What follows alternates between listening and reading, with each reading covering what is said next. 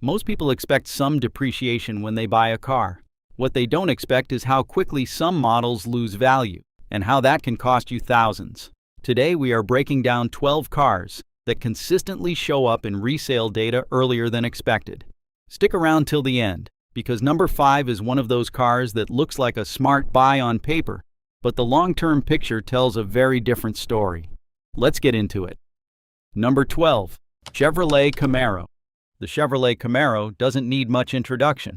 The shape, the sound, the road presence, you fall for it fast, and that's exactly what drives most purchases. But once that first phase settles, driving it every day starts to feel different from what you expected. Visibility is limited, the cabin feels tight, and the practical usability just doesn't match what you actually need from a car you're in 5 days a week. Nothing is broken. It simply doesn't fit comfortably into everyday life once the novelty fades. And that hits you in the resale market. Buyers looking at used cars in this segment want practicality alongside performance.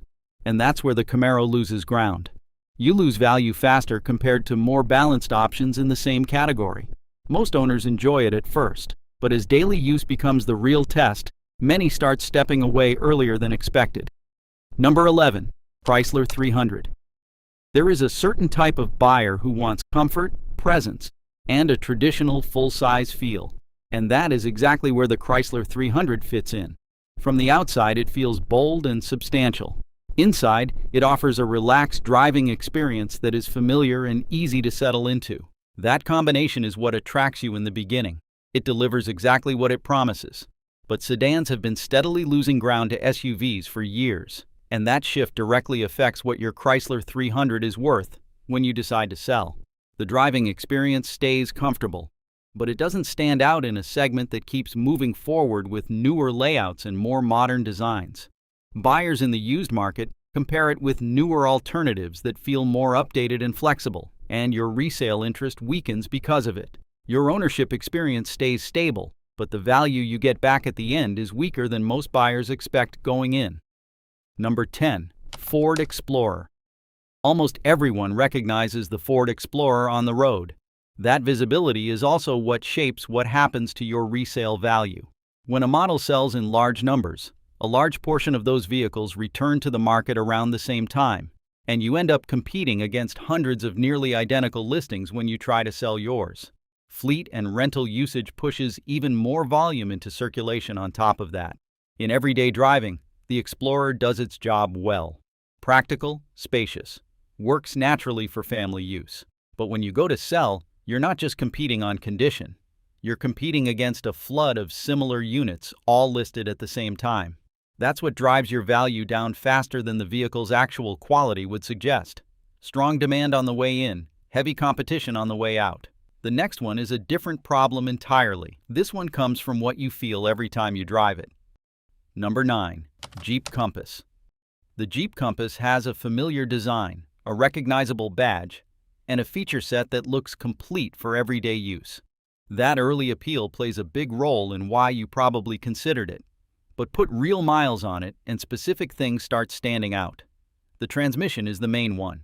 In normal city driving it feels fine, but when you need more from it, merging onto a highway, picking up speed quickly, there is a delay that you keep noticing rather than adjusting to. It just keeps showing up every time you're in that situation. In stop-and-go traffic, some drivers find it smooth, while others notice inconsistency depending on conditions.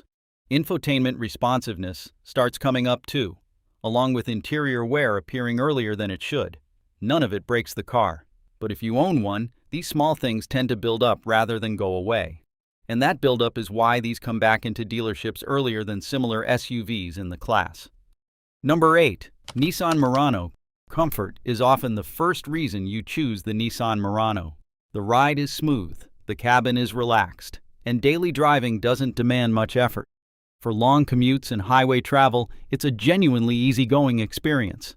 But here is what happens after you've owned it for a while. You start comparing notes with other owners, looking at what people are saying long-term, and the picture is less reassuring than those first months of ownership suggested. It's not that something dramatic happens. It's more that your confidence in what the car will be like at 80,000 or 100,000 miles starts to feel shakier than you'd like. That follows the car into the resale market. Buyers shopping for a used Murano know it, and it affects what they're willing to pay. What started as a comfortable daily driver becomes a harder sell than you expect when the time comes. The next one doesn't hit you while driving. It hits your wallet every month. Number 7. Dodge Charger. The Dodge Charger makes an impact before it even moves. Its design, stance, and presence immediately set it apart from typical sedans on the road. That's what draws you in.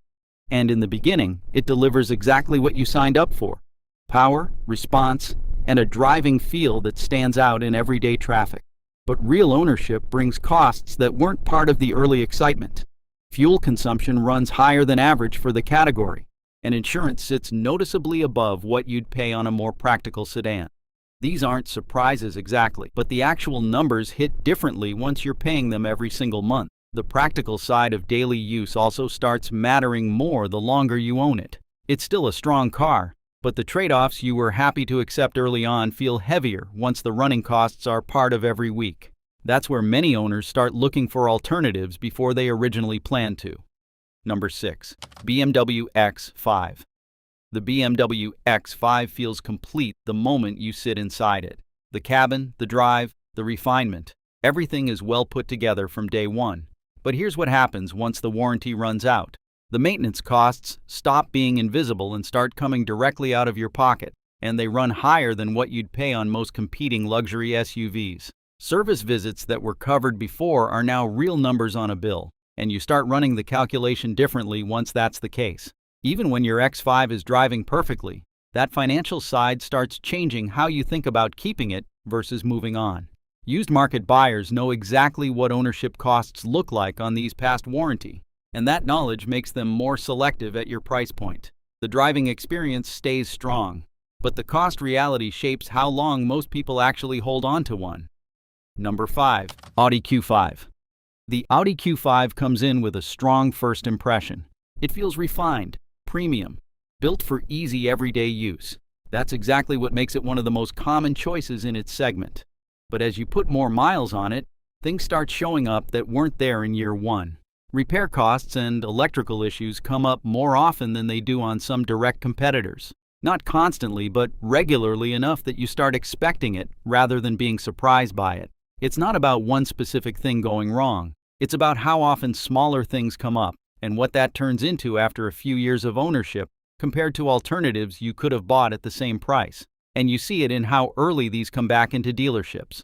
Buyers researching this segment know the longer-term picture, and that caution shows up in what they're willing to pay for yours. The premium feel stays intact, but the value you get back doesn't hold as strongly as the badge suggests it should. Number 4. Tesla Model S. The Tesla Model S doesn't follow normal depreciation rules, and if you own one, you feel that in a way that catches most buyers completely off guard.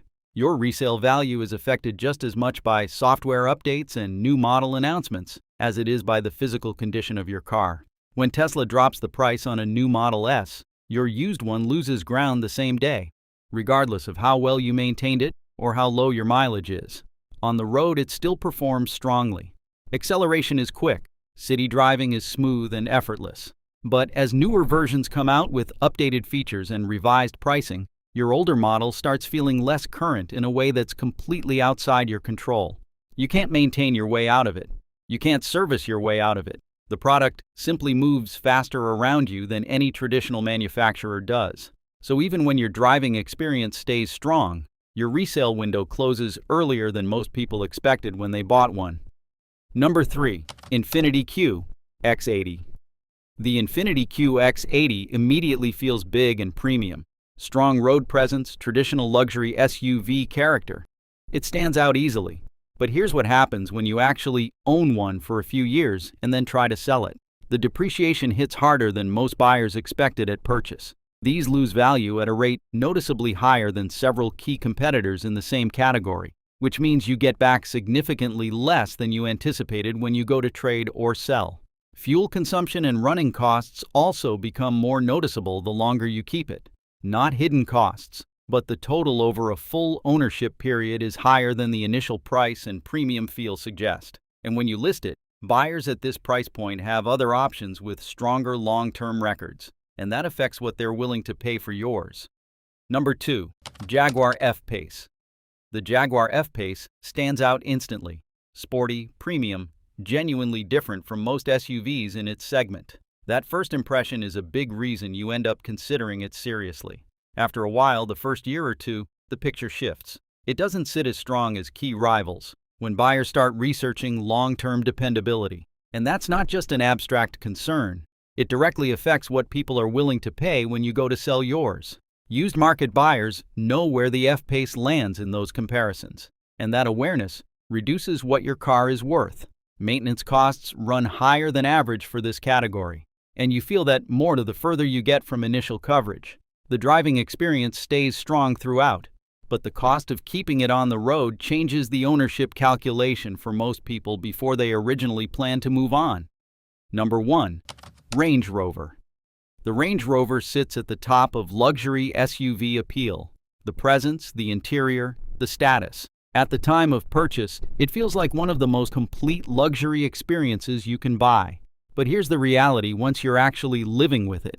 This is one of the fastest depreciating luxury SUVs you can buy, which means you lose a significant chunk of what you paid far earlier than you would with most alternatives at this price point. That's the first hit. The second one comes from maintenance. Repair and servicing costs climb significantly as the vehicle ages, and owners consistently find themselves paying noticeably more than they would on competing luxury SUVs once factory coverage ends. So you're spending more to keep it running at the same time it's losing value faster than you expected. You're losing money on both sides at the same time. Even when yours is well maintained and in excellent condition, buyers in the market know both of those realities and price accordingly. The status is real at the point of purchase. What you actually get back from it isn't. At the end of it, most people don't get out of these because something breaks. They get out because the ownership stops making sense. It's usually something more specific. A driving behavior that wears thin, maintenance bills arriving once coverage ends, or a product evolving faster than your ownership cycle can keep up with. Have you had a similar experience? Share in the comments to help others prevent costly mistakes. If you found this video helpful, hit that like button. It genuinely helps our channel grow. And don't forget to subscribe so you catch our next breakdown. Thanks for watching. See you in the next one.